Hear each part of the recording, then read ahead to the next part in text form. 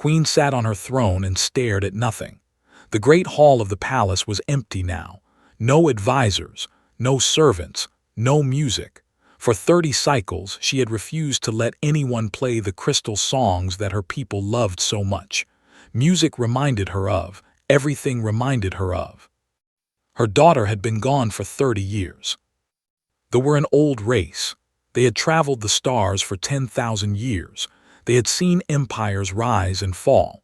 They had learned patience and wisdom and the cold mathematics of survival, but none of that wisdom helped now. None of that patience made the pain smaller. She remembered the day the news came. This Grace, the royal transport ship, had entered the Rift Nebula to avoid a pirate fleet. It was supposed to be a shortcut, a simple path through dangerous space. The ship had the best shields, the best crew. The princess herself had insisted on taking that route. The ship never came out. Search parties went in, 3 fleets, 40 ships. They found nothing but wreckage and radiation. The Rift Nebula was a graveyard of broken ships and dead dreams. No one survived there. No one ever had. After 10 cycles of searching, the High Council came to with grave faces and careful words. They told her that hope was a luxury the Dominion could not afford.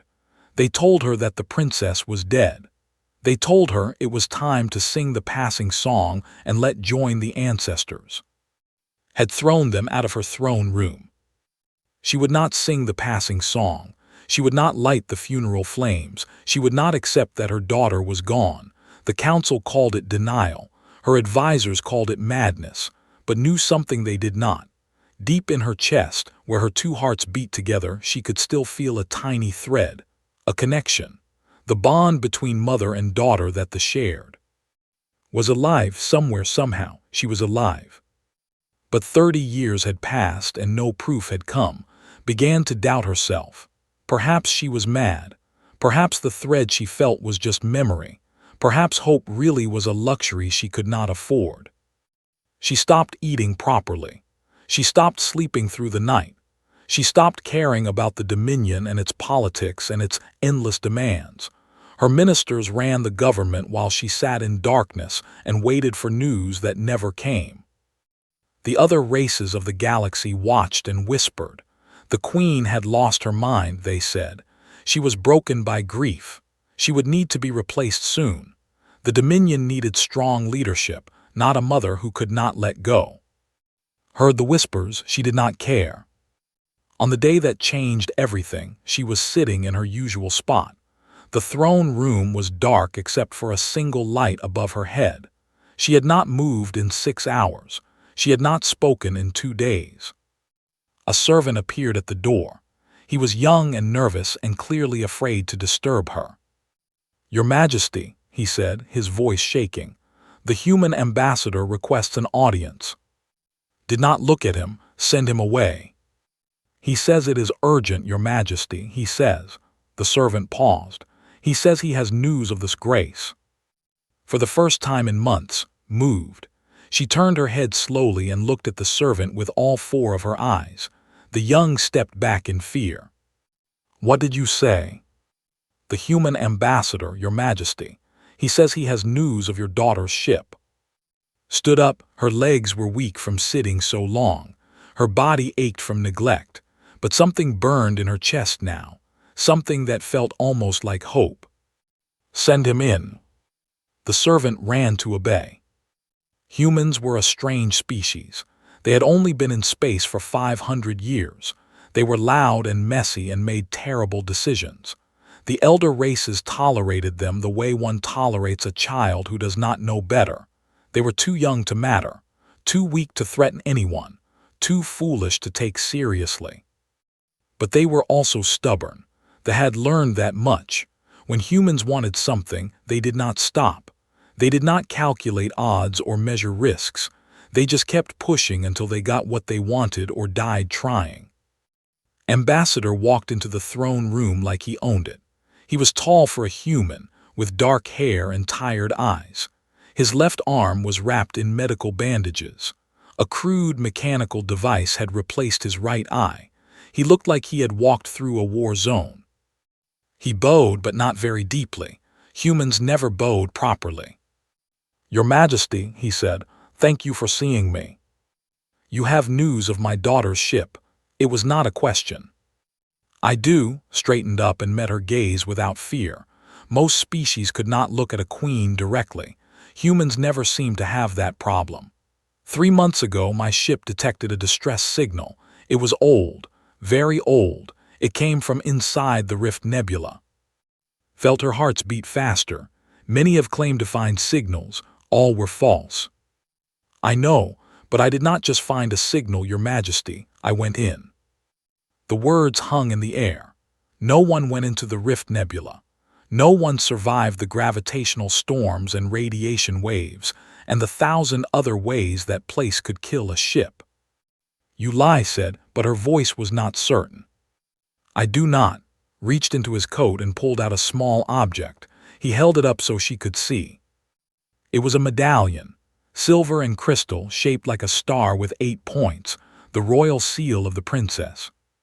His breath stopped. "I found the wreckage of this grace on a dead moon inside the rift," said. "The survivors have been living in the broken hull for 30 years. They are weak and sick and running out of supplies." "Survivors," the word came out as a whisper. 47 of them, Your Majesty," stepped forward and placed the medallion in her shaking hand. "Your daughter leads them. She kept them alive all this time. She gave me this medallion and told me to bring it to you. She said you would know it was real." Looked down at the medallion. She had given it to on her 100th birthday. She had placed it around her daughter's neck with her own hands. For the first time in 30 years, Queen of the Dominion began to cry. "Where is she?" she asked. "Why did you not bring her back?" "My ship was too damaged to carry passengers," said. "I barely made it out alive, but I know the path now. I can go back." "Then go take whatever you need, ships, soldiers, anything." Shook his head. "That is why I came to you, Your Majesty. I need your help, but more than that, I need your council's permission, and I do not think they will give it." Looked at the human with his broken body and determined eyes. She did not understand these creatures. She did not understand why this one had risked his life for strangers. But she understood one thing perfectly. Her daughter was alive, and nothing in the galaxy would stop her from bringing home. Had not always been brave. When he was a boy on the colony world of New Taipei, he was afraid of everything. Afraid of the dark, afraid of storms, afraid of the vast emptiness of space that surrounded his tiny world. Then the plague came. He was 17 years old when the sickness swept through New Taipei. It killed fast and spread faster. Within 3 weeks, half the colony was dead. The survivors sent distress calls to every ship and station they could reach. They begged for help. They begged for medicine. They begged for someone, anyone, to save them. The Galactic Council responded with mathematics. New Taipei was a small colony, only 20,000 people. The plague was highly contagious. Sending ships would risk spreading the disease to other worlds. The cost of a rescue mission was too high. The benefit was too low. The numbers did not add up. So the council declared New Taipei a quarantine zone. They placed warning beacons around the system. They told the colonists to wait and die quietly. Watched his mother die on the 3rd week. His father lasted until the 5th.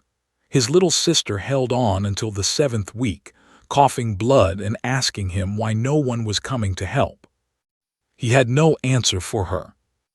On the 8th week, when himself was sick and waiting to die, a ship appeared in the sky. It was not a human ship. It was a medical frigate that had ignored the quarantine and flown straight through the warning beacons. The captain was a young woman with kind eyes and a gentle voice.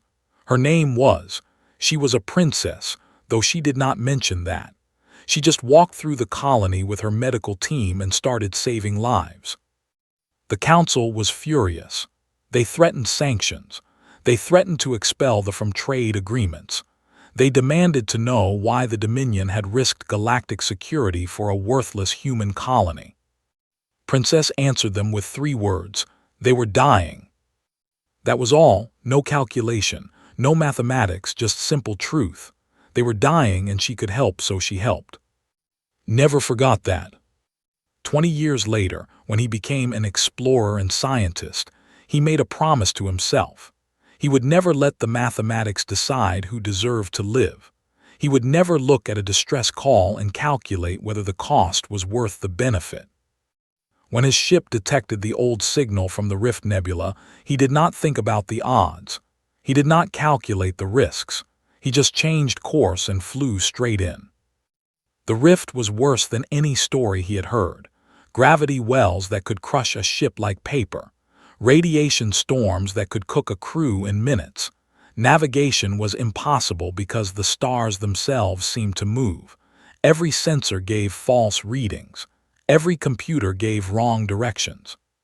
Flew by instinct. He watched the patterns of the nebula and learned its rhythms. He made guesses and took chances. He got lucky more times than he deserved. His ship took damage every day. Systems failed one by one.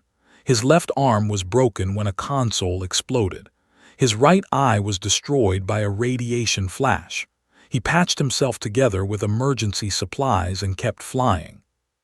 On the 14th day, he found the moon. It was a dead rock circling a dead star. Nothing should have survived there, but on the surface, saw something that made his damaged heart beat faster.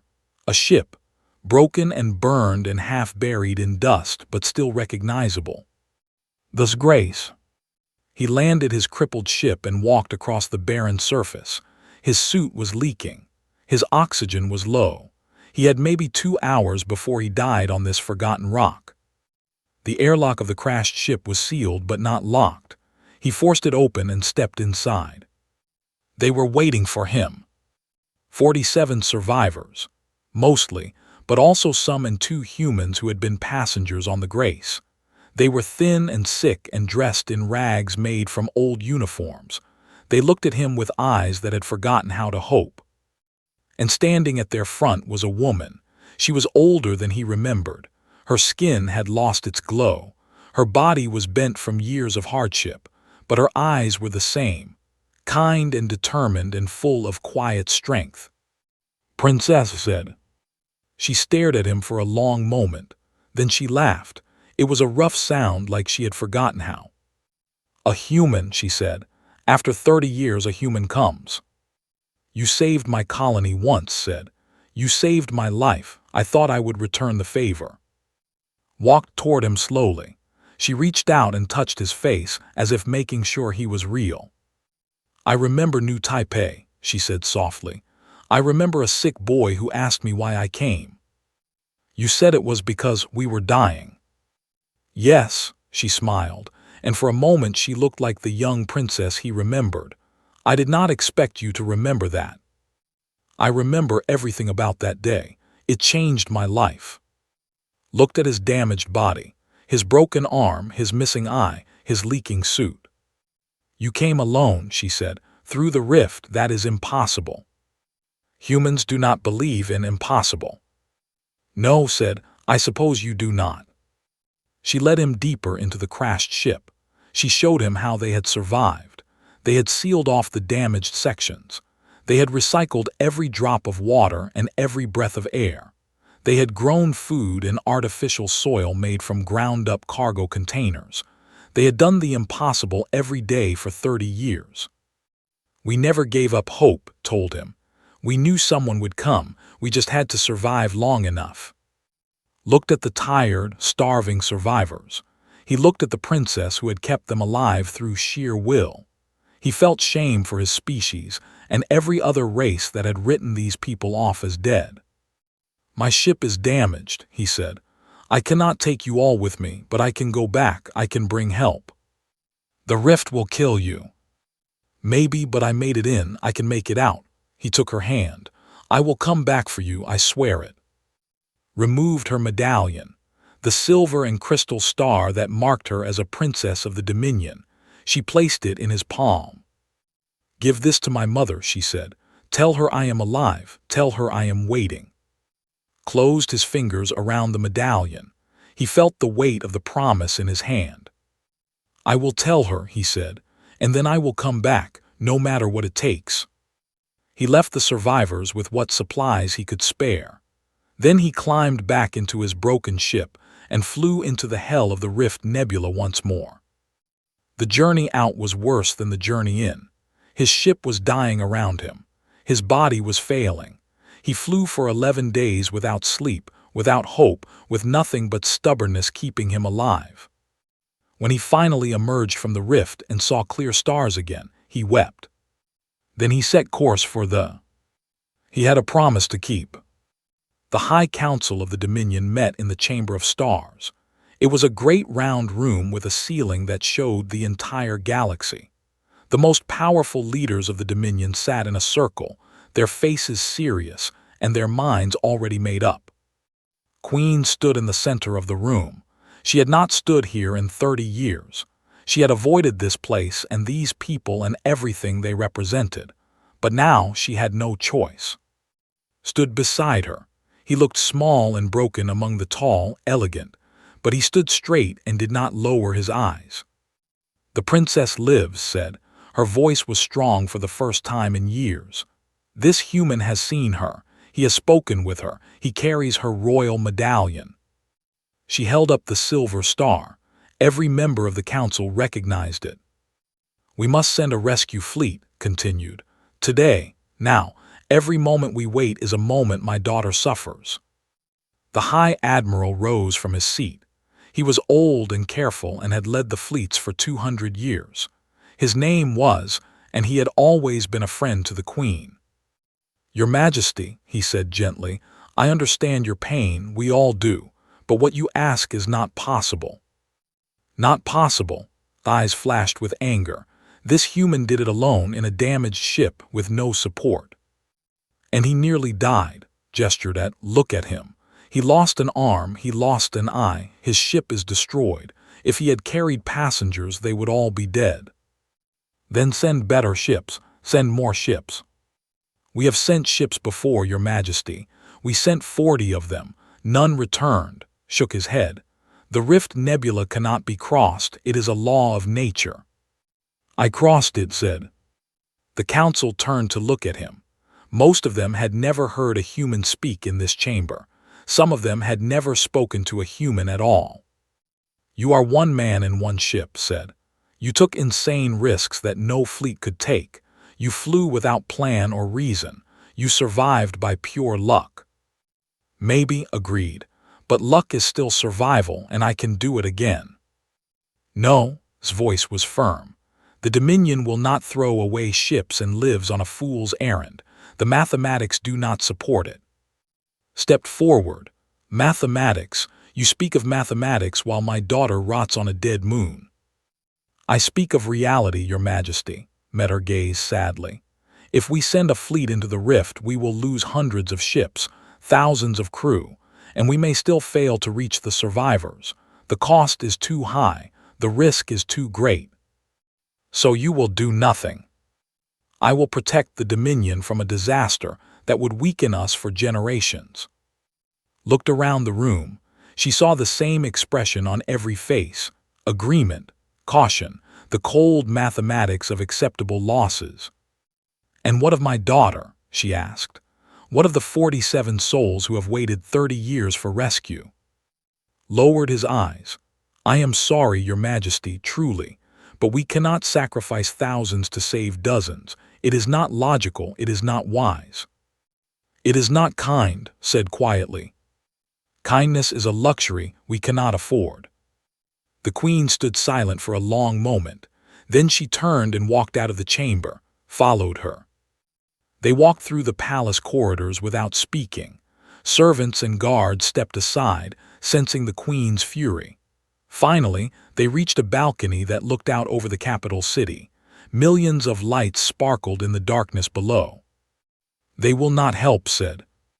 "No. My own people, my own council. They will let my daughter die because the numbers do not add up." Leaned against the railing. "The Galactic Council did the same thing to my colony. Numbers are easy. They do not feel guilt. They do not wake up at night wondering if they made the wrong choice.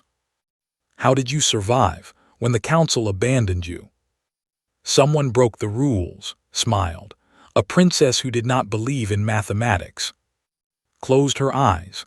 Always was stubborn, even as a child. She never accepted that something was impossible just because others said so.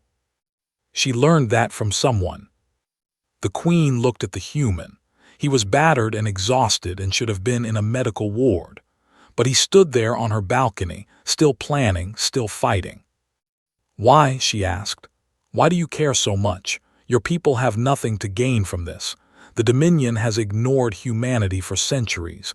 We have treated you like children, like pests. Why would you die for us? Was quiet for a moment. When he spoke, his voice was soft. When I was dying on New Taipei, I asked your daughter the same question. Why did she come? Why did she risk her ship and her crew for a worthless human colony? What did she say?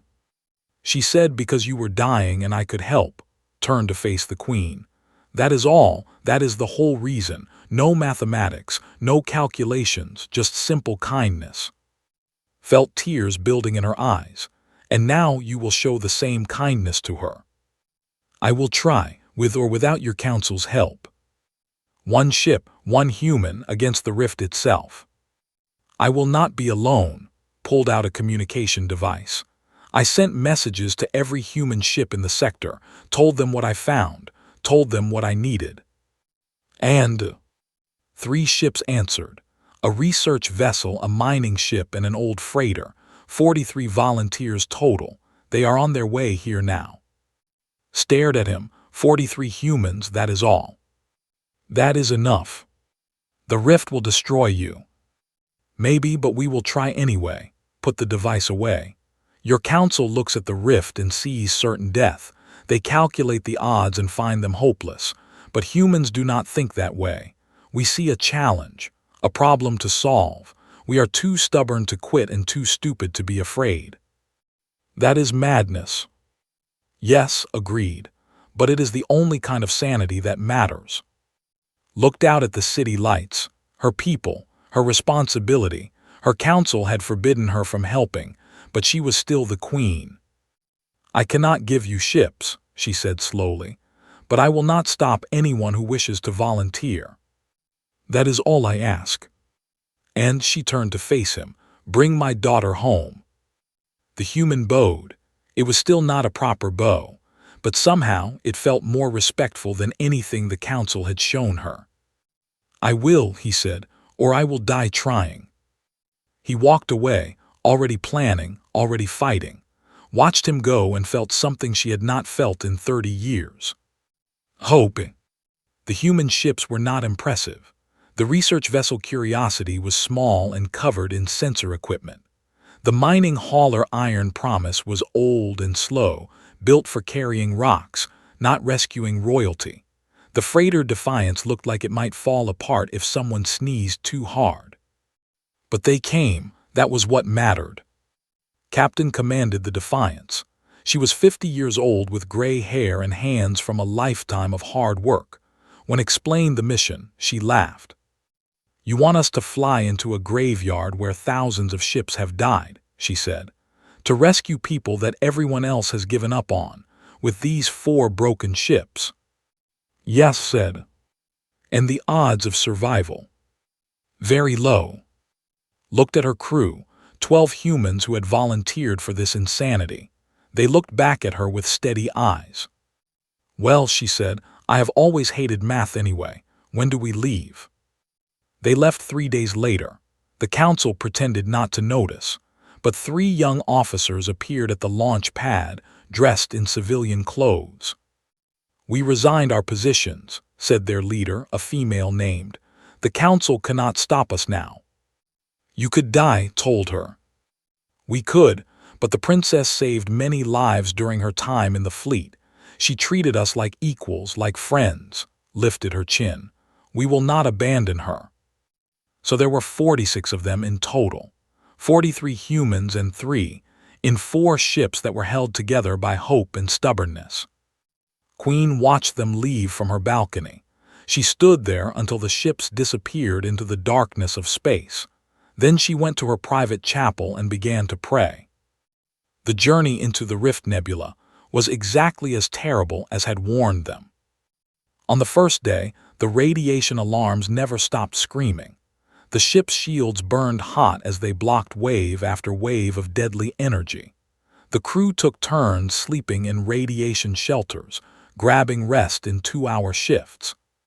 On the second day, they hit the first gravity well. The iron promise was too slow to dodge it. The mining hauler was pulled sideways, its hull groaning under the pressure. Captain of the Promise reported that his engines were failing. "We can tow you," offered. "No, save your strength for the return trip." His voice was calm. "We will find our own way through." He did not. On the third day, a gravitational eddy caught the iron promise and tore it in half. 15 souls lost in seconds. Watched the wreckage spin away into the nebula and felt each death like a knife in his heart. "We keep going," said. Her voice was hard, but her eyes were wet. "They knew the risks. They came anyway. We honor them by finishing the mission." On the fourth day, the navigation computers stopped working. The nebula was playing tricks with their sensors, showing stars that were not there, hiding dangers until it was too late. Took over, guiding the fleet by memory and instinct.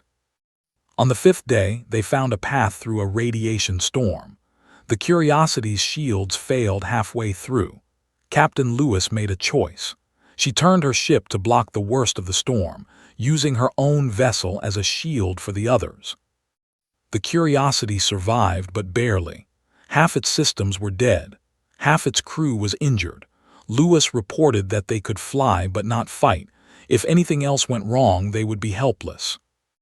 On the seventh day, came to with a suggestion. "The ships have stronger shields," she said. "We can extend them to cover the human vessels. It will burn out our generators, but it might save lives." "You would sacrifice your own protection." "The princess taught us that strength means nothing if you do not use it to help others," smiled. "Besides, your people are dying for our princess. The least we can do is share some danger." On the 9th day, they did exactly that. A radiation storm caught them in open space, worse than anything they had faced before. The officers extended their personal shields to cover the Defiance. The shields burned out in minutes, leaving and her companions exposed. All 3 of them suffered radiation burns. One of them, a young male named, would lose his sight, but the humans of the Defiance survived. "Thank you," said 2 in the medical bay. "Do not thank me yet," replied. "We still have to get out of here." On the 11th day, saw something beautiful. A dead moon circling a dead star. A broken ship half buried in dust. Figures emerging from the wreckage to stare at the sky with 4-eyed faces full of impossible hope. "There," he said, his voice cracked with emotion. "We made it." The Defiance and the crippled Curiosity descended toward the moon. Was the first one out of the airlock. He ran across the dusty surface in his suit, not caring about protocol or safety. Princess was waiting at the door of the crashed ship. She looked older than she had 3 months ago, thinner, more tired, but when she saw him, she smiled. "You came back," she said. "I promised." "I did not think," she stopped. Her voice was shaking. "I did not think anyone would really come." 46 people came, humans, and they crossed the rift for you, took her hand. 18 of them died on the way. They died so that you could live. Looked past him at the human ships, at the crews emerging with medical supplies and food and hope, at the 3 officers who had given up everything to save their princess. "Why?" she whispered. "Why would they do this?" "Because you were lost," said, "and we could help." The rescue took 6 hours. The 47 survivors were loaded onto the 2 remaining ships. The Defiance was packed so full that people slept in the corridors. The Curiosity carried everyone it could hold, even though its systems were failing. When the last survivor was aboard, looked back at the crashed's grace. It had been their home for 30 years. It had kept them alive against all odds. "Will we make it out?" asked. "I do not know," admitted, "but we will try. That is all we can do." The princess of the Dominion looked at the battered human standing beside her. He was exhausted and held together by nothing but willpower. "Humans are strange creatures," she said. "Yes," agreed, "we are." The ships lifted off from the dead moon and turned toward home. The Rift Nebula swirled around them, hungry and waiting. But for the first time in 30 years, the survivors of this grace felt something other than despair. They felt hope. The journey out of the Rift Nebula took 14 days. It should have killed them all. The Curiosity lost its engines on day 3. The Defiance towed it through the radiation storms and gravity wells, burning fuel they could not spare. Captain Lewis kept her dying ship together with tape and prayers and pure stubbornness. On day 5, a piece of debris hit the Defiance. It tore a hole in the cargo bay and nearly killed 3 people, sealed the breach with her own body, holding a metal plate in place while her crew welded it shut. She suffered frostbite on both hands. She never complained. On day 9, they ran out of food. The survivors from this grace shared their last emergency rations with the human crews. Herself handed out the tiny portions, making sure everyone ate before she did. "You should eat more," told her. "You are the princess." "I am also a member of this crew," she replied, "and a crew shares everything." On day 12, died. The young officer who had lost his sight saving the humans never woke up from his radiation sickness, held his hand until the end. He believed in the mission, said as they wrapped his body in cloth. He believed that some things were worth dying for. He was right, said. On day 14, they saw clear stars. The edge of the Rift Nebula faded behind them. Normal space spread out ahead, full of light and life and possibility. The crew of the Defiance cheered. Some of them wept, just sat in her captain's chair and smiled. "We made it," she said. "I cannot believe we actually made it." Stood at the viewport and watched the stars. Behind him was helping the survivors settle into their cramped quarters. She moved among them like she had for 30 years, checking on each person, offering comfort and encouragement. She was still a princess, but she was also something more. The journey home took another week. Word spread ahead of them. By the time they reached half the galaxy knew what had happened. The humans had done the impossible. They had crossed the Rift Nebula. They had rescued the lost princess. They had proven that courage and stubbornness could overcome any obstacle. The Galactic Council did not know what to say. They had called the mission a fool's errand. They had calculated the odds and declared it hopeless. Now they watched the battered human ships limp into orbit, carrying survivors who should have been dead. Queen did not wait for permission or protocol. She went to the landing field herself, alone, without guards or servants. She stood on the empty ground and watched the ships descend through the morning clouds. The Defiance touched down first. Its hull was burned. Its engines sputtered and died as soon as it landed. It would never fly again. But it had done its job. The cargo ramp lowered slowly.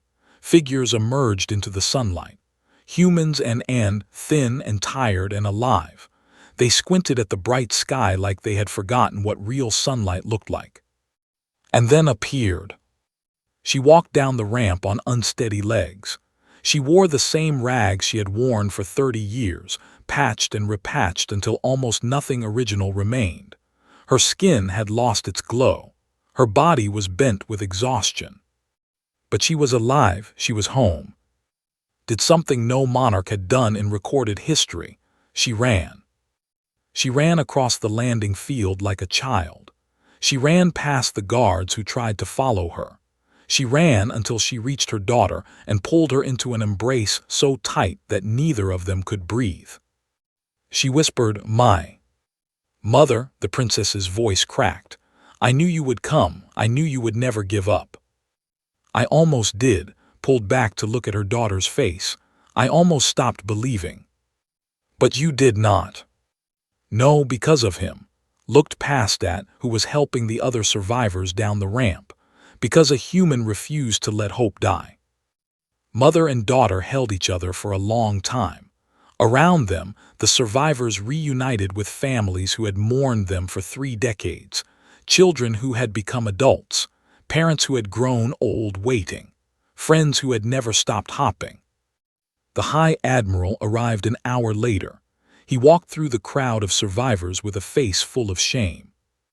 "Your Majesty," he said to the Queen, "I was wrong." Looked at him with cold eyes. "Yes, you were. I calculated the odds. I measured the risks. I decided that the mathematics did not support a rescue," lowered his head. "But I forgot that some things cannot be measured. Some things are beyond calculation." Like hope said, she had joined them, leaning on for support. Like courage, like simple kindness. "Yes," looked at, "the Dominion owes you a debt we can never repay. You did what we said was impossible. You saved our princess when we had given up." Shook his head. "I did what anyone should do. I saw people who needed help. I helped them." "But why? Your people had nothing to gain from this. The Dominion has ignored humanity for centuries." "Maybe that is the point," smiled tiredly. "You all calculate, you weigh costs and benefits. You decide who deserves to be saved based on mathematics." He looked at the survivors around him. "Humans do not work that way. We see someone in trouble and we help. We do not ask if they deserve it. We do not calculate if it is worth it. We just help." "That is madness," said. "That is humanity," replied, "and it is the most beautiful madness in the galaxy." The sun set over the capital that night. Queen stood on her balcony with her daughter beside her. For the first time in 30 years, music played in the palace. The crystal songs of the filled the air, celebrating life and homecoming and hope renewed. "What happens now?" asked. "Now we change," said. "The Dominion has been too careful for too long. We have forgotten what it means to take risks, to be brave, to help others without counting the cost. The humans could teach us." "Yes, I think they could," took her daughter's hand. "I am going to propose a treaty, a true partnership between our peoples, not tolerance, not supervision, equality." "The Council will resist." "The Council will learn," smiled, "or they will be replaced."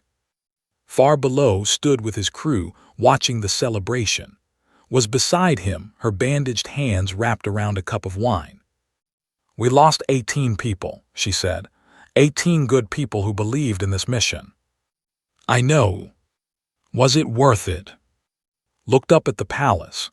He could see 2 figures on the balcony, silhouettes against the evening sky.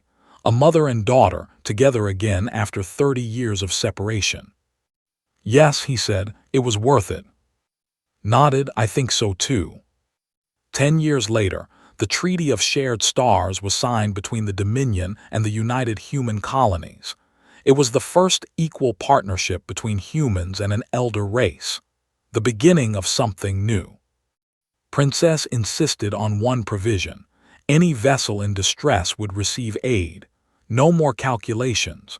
No more mathematics of acceptable losses. Just simple help for those who needed it.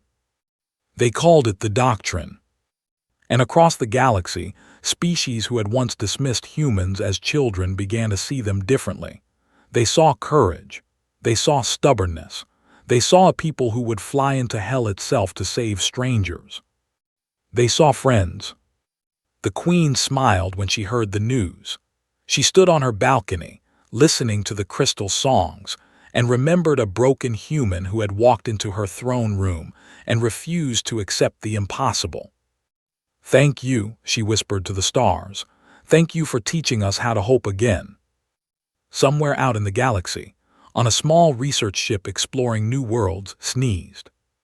"Someone is talking about you," said with a grin.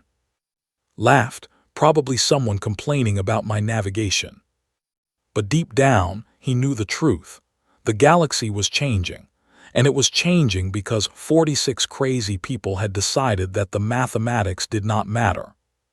That was the human way. And now it was the galaxy's way too.